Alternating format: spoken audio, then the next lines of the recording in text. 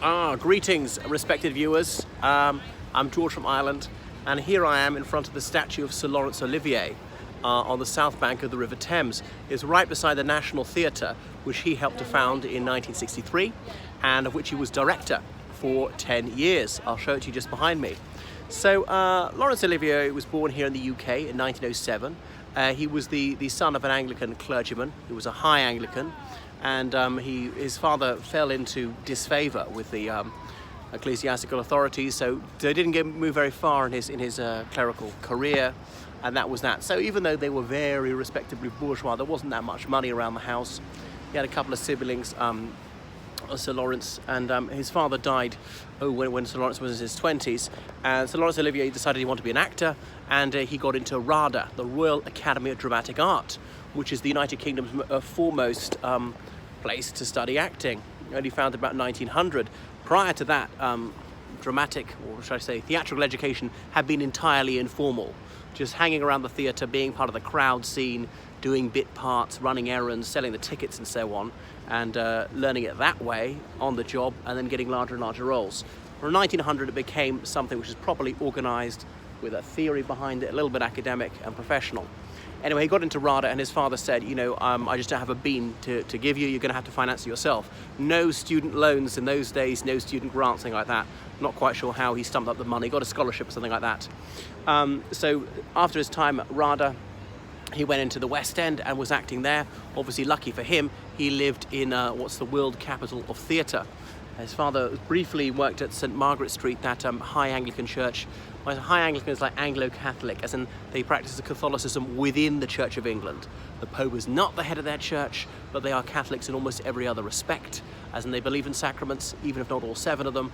They have monks and nuns as well. They call the priests Father. They believe in transubstantiation. They venerate the saints, especially the Blessed Virgin, and so forth. Anyway, Larry, who wasn't that religious, not so much as his father, but perhaps he got a taste for the theatrical owing to the very ornate and ritualistic style of worship of Anglo-Catholicism.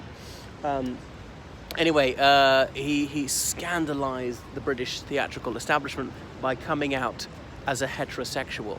Okay, joking only slightly, he was straight when quite a few actors were gay. Obviously, that sort of behaviour was illegal in this country until 1967, but it was quietly tolerated by actors. Well, amongst actors, they had to be a little bit discreet about it, because they could be convicted of a crime, they could be sent to prison and blah blah blah for gross indecency. Even a completely consensual relationship between 2 middle-aged men was a crime, but he was straight. Anyway, Laurence Olivier, or Larry as he was known to his friends, he was best known for playing Shakespearean roles. And this is before the Royal Shakespeare Company was founded in the 1950s, and he was soon in film by the 1930s, and he was in various Second World War films. And then really right after the Second World War, he became perhaps the foremost actor in the Commonwealth, and he directed and starred in a fabulous 1955 film of Richard III, in which he plays the title role. And then his opening soliloquy in the role of Richard III, or Gloucester as he's known, has become, I suppose, the standard version of how to do it. And it was not a modern dress version, because I don't like these ones. Like, you might have seen the sort of 1996 version, is it, by Sir Ian McKellen, in which he plays Richard III, and it's set in the Second World War. That's the sort of clothing they're wearing. But I say Gloucester because Richard III, he also had the title the Duke of Gloucester. So for much of the play, he's simply known as Gloucester, confusingly. Whereas his nemesis, Henry VII, is known as Richmond for most of it, because Henry VII had the title the Earl of Richmond before he became king. That's why there's this line in Richard III, which says, "A bard of Ireland once told me I should not live long when I saw Richmond," as in me seeing Henry VII, not the place Richmond upon Thames. Or in the American Civil War, a lot of Confederates, they looked to Richard III and they saw Richard III as the archetypal villain, and they obviously identified him with Abraham Lincoln because he was satanic so far as they're concerned. This evil ruler, scheming, barbarous, who had no regard for law or ethics. And they took comfort from this as Union troops drew near Richmond, Virginia.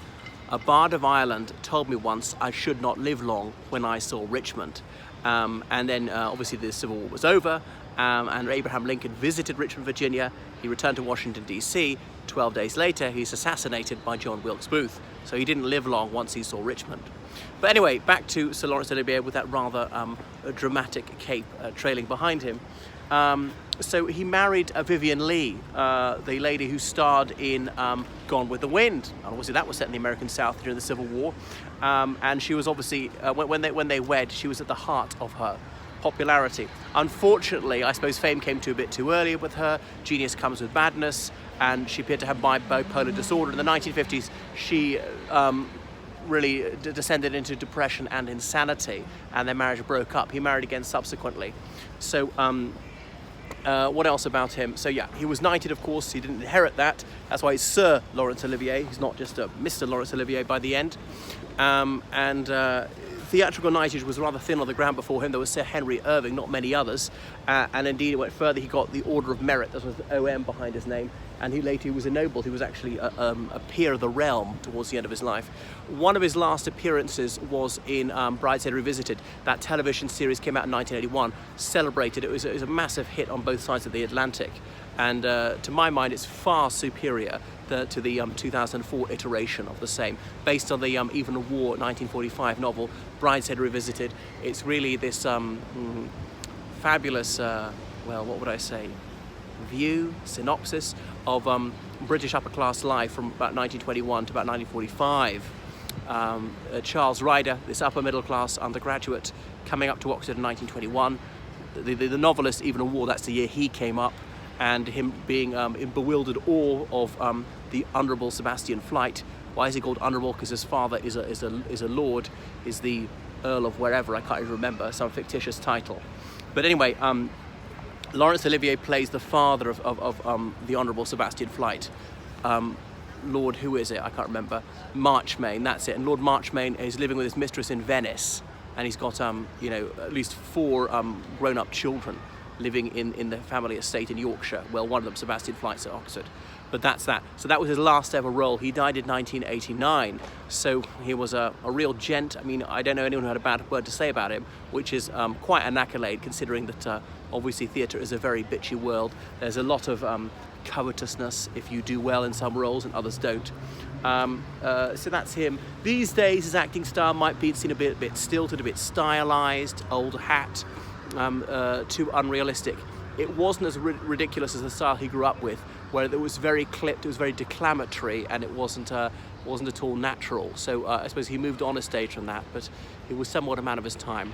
All right, that's enough about Sir Laurence Olivier.